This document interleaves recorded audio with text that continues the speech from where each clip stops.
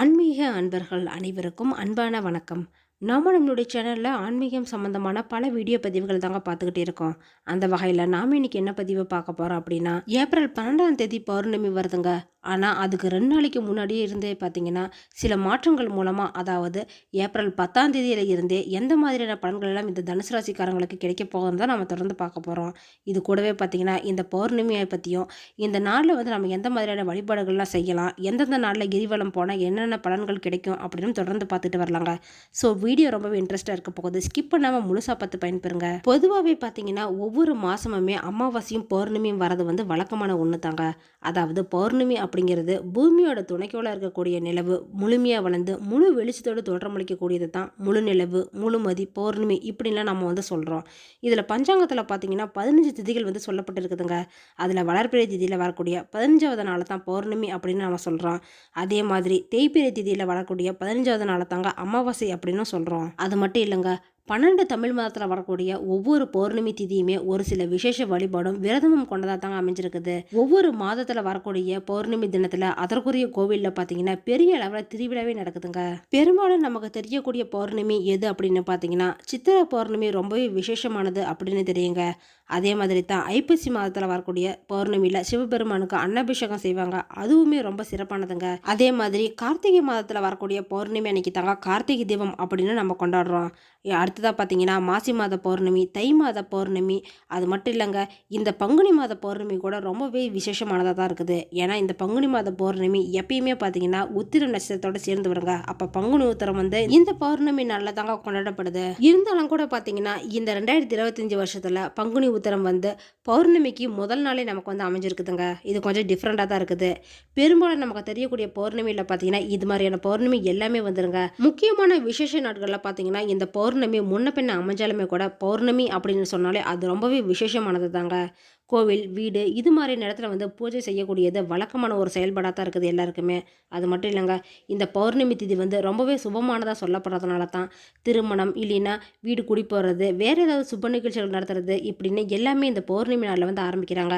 ஏன்னா பௌர்ணமி அப்படிங்கிறது முழு நிலவாக இருக்கக்கூடியதுங்க. அப்போ இந்த நாளில் நம்ம எந்த ஒரு விஷயத்தை ஆரம்பித்து செஞ்சாலுமே அது முழுமையான வளர்ச்சி அடையும் அப்படிங்கிறது மக்களோட நம்பிக்கை இது நாள் வரைக்குமே இருந்துகிட்டு இருக்குதுங்க. அது மட்டும் இல்லாமல் மக்கள் எல்லாருமே கூடி கொண்டாடுற ஒரு நாளாகவும் தாங்க இந்த பௌர்ணமி பெரும்பாலும் அமைஞ்சிருக்குது. இந்த பௌர்ணமி அன்னைக்கு பார்த்தீங்கன்னா நம்ம பெரும்பாலுமே வழிபாடு செய்யறதை விட விரதம் இருந்து வழிபாடு செஞ்சோம் அப்படின்னா அது இன்னுமே நமக்கு சிறப்பான பலன்களை கொடுக்குங்க. பௌர்ணமி அப்படின்னு சொன்னாலே நமக்கு ஃபர்ஸ்ட் ஞாபகத்துக்கு வரது பார்த்தீங்கன்னா கிரிவலம் தாங்க. மனிதனோட மனதுக்கும் நிலவுக்கும் பார்த்தீங்கன்னா நெருங்கி தொடர்பு இருக்குதுங்க. அதனால தான் ஜோதிட சாஸ்திரத்தில் சந்திரனை மனோகாரகன் அப்படின்னு சொல்லுவாங்க. இந்த காலகட்டத்தில் பௌர்ணமி திதியில் மனம் ரொம்பவே நிறைவானதாக இருக்குங்க. அதனால தான் இந்த நாளில் நம்ம கிரிவலம் போகிறதுனால இறையூறல் கிடைக்கிறது மட்டும் இல்லைங்க, நமக்கு எல்லா விதமான நன்மைகளும் கிடைக்கும் அப்படின்னு நம்பப்படுது. நாம் நினச்ச விஷயங்களும் நிறைவேறுங்க சீக்கிரமாக. அதனால் வாழ்க்கையில் ஒரு முறையாவது பௌர்ணமி தினத்தில் கிரிவலம் போயிட்டு வந்துருங்க. வருஷத்தில் 365 நாளுமே கிரிவலம் போகிற பழக்கம் நிறைய பேருக்கு இருக்குதுங்க. ஏன்னா ஒவ்வொரு கிழமையில வழிபாடு செய்கிறது மூலியமாக பார்த்தீங்கன்னா நமக்கு ஒவ்வொரு விதமான பலன்கள் அப்படிங்கிறது கண்டிப்பாக கிடைக்கும்.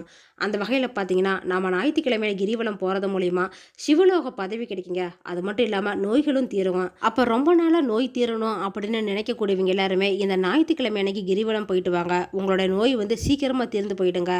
அடுத்ததாக பார்த்தீங்கன்னா திங்கக்கிழமையில கிரிவலம் போனால் நமக்கு இருக்கக்கூடிய பாவ கணக்குகள் எல்லாமே குறைஞ்சிருங்க. புண்ணிய கணக்கு தான் அதிகமாகும். அடுத்ததாக பார்த்தீங்கன்னா செவ்வாய்க்கிழமையில நீங்கள் கிரிவலம் போகிறது மூலயமா தீய வினை, கர்ம வினை, வறுமை இப்படின்னு சொல்லக்கூடிய கடன் எல்லாமே தீர்ந்துடுங்க.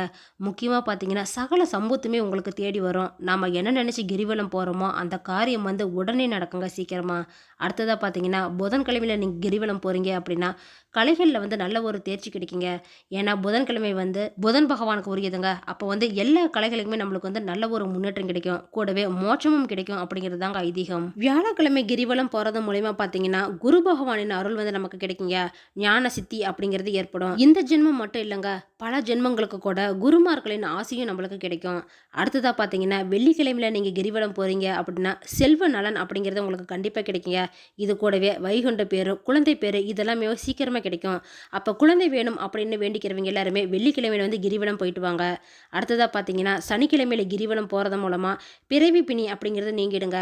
வியாபாரத்தில் கூட புதிய உச்சநிலை அப்படிங்கிறது ஏற்பட போகுது. அது மட்டும் இல்லைங்க, நவகிரகத்தில் இருக்க இருக்கக்கூடிய எந்த ஒரு தோஷமா இருந்தாலுமே நீங்க சனிக்கிழமையில கிரிவலம் போறது மூலமா அது வந்து நிவர்த்தி ஆகிடும். அப்ப இந்த நாட்கள்ல வந்து நீங்க எந்த மாதிரியான நாட்கள்ல வந்து கிரிவலம் போயிருக்கீங்க, அதுக்கான பலனை வந்து நீங்க அடைஞ்சிருக்கீங்க அப்படின்னு கமெண்ட் பாக்ஸ்ல சொல்லுங்க. கூடவே பார்த்தீங்கன்னா சிவபெருமானை பிடிச்சவங்க எல்லாரும் ஒரு லைக்கும் பண்ணிக்கோங்க.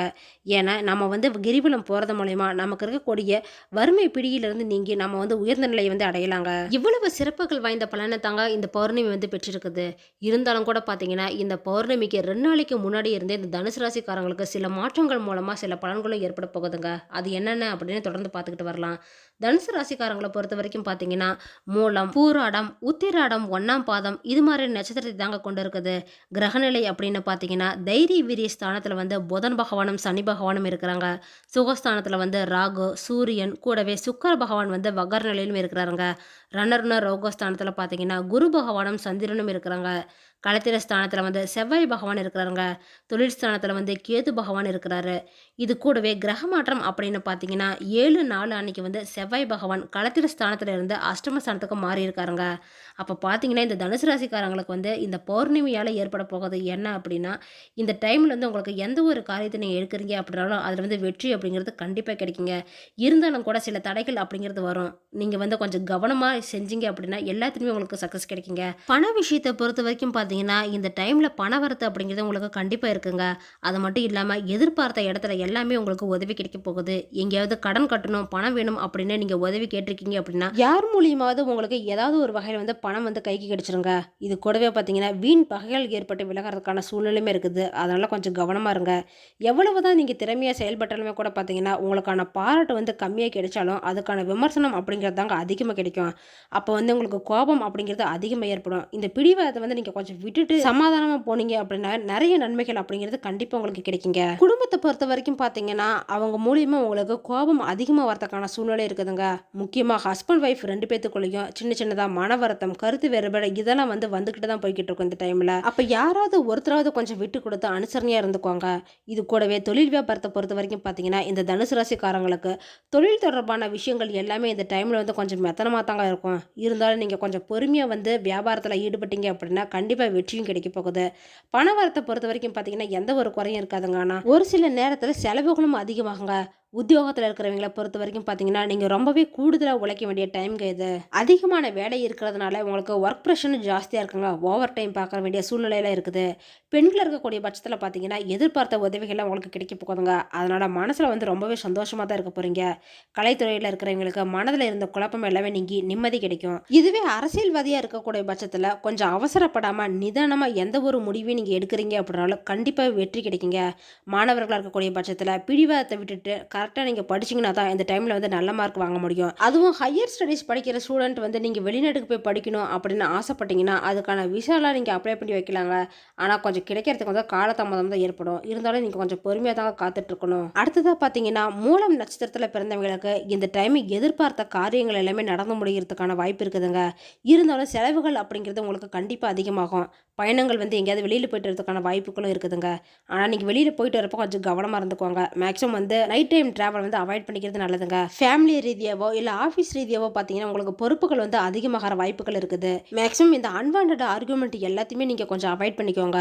அடுத்ததாக பார்த்தீங்க பூராடம் நட்சத்திரத்தில் பிறந்தவங்களுக்கு இந்த டைமில் வீண் பகை உண்டாகிறதுக்கான வாய்ப்பு இருக்குதுங்க. தீ, ஆயுதம் இதெல்லாம் நீங்கள் யூஸ் பண்ணுறீங்க அப்படின்னா கொஞ்சம் கவனமாக இருந்துக்கோங்க. ஃப்ரெண்ட்ஸ் மூலிமா பார்த்தீங்கன்னா ஏதாவது பிரச்சனை வரலாங்க. கௌரவ குறைச்சல் ஏற்படுறதுக்கான வாய்ப்பு இருக்குது. அப்போ பார்த்தீங்கன்னா கொஞ்சம் கவனமாக இருந்துக்கோங்க. தேவையில்லாத விஷயத்துல நீங்கள் பேச வேணாம். அடுத்ததாக பார்த்தீங்கன்னா உத்திராடம் 1ஆம் பாதத்தில் பிறந்தவங்களுக்கு இந்த டைமில் தொழில் வியாபாரத்தை பொறுத்த வரைக்கும் பார்த்தீங்கன்னா தேவையில்லாத பிரச்சனைகள்லாம் வரலாங்க. முக்கியமாக பார்ட்னர்ஸ் வந்து நீங்கள் அனுசரித்து போகணுங்க. அப்போ தான் உங்களுக்கு தொழிலில் எந்த ஒரு பிரச்சனையும் வராது. கடன் கொடுக்குறப்பையோ இல்லை வாங்குறப்பையோ பார்த்தீங்கன்னா கொஞ்சம் கவனமாக இருந்துக்கோங்க. ஆஃபீஸுக்கு போகக்கூடிய தனுசு ராசிக்காரங்களாக இருக்கிறீங்க அப்படின்னா இந்த டைமில் வந்து உங்களுக்குன்னு தனியாக எந்த ஒரு பொறுப்புமே இருக்காதுங்க. அப்போ பார்த்தீங்கன்னா குறிக்கோளே இல்லாமல் வீண் அலைச்சலுக்காகத்தாங்க நீங்கள் வந்து ஆஃபீஸ் போயிட்டு வரதுக்கான சூழ்நிலையில் இருக்குது. அப்போ பார்த்தீங்கன்னா கூடுதலாக உழைக்கிற மாதிரி தான் உங்களுக்கு வந்து தோணும். ரொம்ப நாளாக திருமணமாகாத தனுசு ராசிக்காரங்களா இருக்கக்கூடிய பட்சத்தில் இந்த டைமில் வந்து இந்த திருமண பேச்சுவார்த்தை எதுவும் எடுக்க வேணாங்க. ஏன்னா எல்லாத்துலேயுமே வந்து தடைகள் ஏற்படுறதுக்கான வாய்ப்பு இருக்குது. அப்போ பார்த்தீங்கன்னா கொஞ்சம் பொறுமையாக வந்து இருந்துக்கோங்க. உங்களுக்கான நல்ல வரன் வந்து தானாகவே அமையுங்க. இது மாதிரியான பலன்கள் தாங்க இந்த பௌர்ணமிக்கு முன்னாடி பார்த்தீங்கன்னா இந்த தனுசு ராசிக்காரங்களுக்கு அமைய போகுது. பரிகாரமாக பார்த்தீங்கன்னா நீங்கள் வந்து சரஸ்வதி தேவி வந்து வணங்கிட்டு வரலாங்க. எல்லா நன்மைகளுமே உங்களுக்கு கிடைக்கும். ஓகே ஃப்ரெண்ட்ஸ், இந்த வீடியோ பதிவு உங்களுக்கு பயனுள்ளதாக இருக்கும் அப்படின்னு நினைக்கிறேன். அடுத்தடுத்து நம்ம சேனலில் ஆன்மீகம் சம்பந்தமான பல வீடியோ பதிவுகள் தாங்க வரப்போகுது. ஸோ நம்ம சேனலை நீங்கள் இப்போ தான் ஃபஸ்ட் டைம் பார்க்குறீங்க அப்படின்னா சப்ஸ்கிரைப் பண்ணி வச்சுக்கோங்க. கூடவே பெல் ஐக்கானையும் கிளிக் பண்ணி வச்சுக்கோங்க. அப்போ தான் நாங்கள் போடுற வீடியோ பதிவு உங்களுக்கு உடனே கிடைக்கும். இந்த வீடியோ உங்களுக்கு பிடிச்சிருந்தா லைக் பண்ணுங்கள், ஷேர் பண்ணுங்கள், கமெண்ட் பண்ணுங்கள். அதோடு உங்கள் ஃப்ரெண்ட்ஸ் அண்ட் ஃபேமிலிக்கும் ஷேர் பண்ணுங்கள். அவங்களும் இந்த வீடியோ பதிவை பார்த்து பயன்பெறட்டும். மற்றொரு ஆன்மீக தகவல் வீடியோவோடு உங்களை சந்திக்கிறேன். ஆன்மீக அன்பர்களான உங்களுக்கு நன்றியும் வணக்கமும்.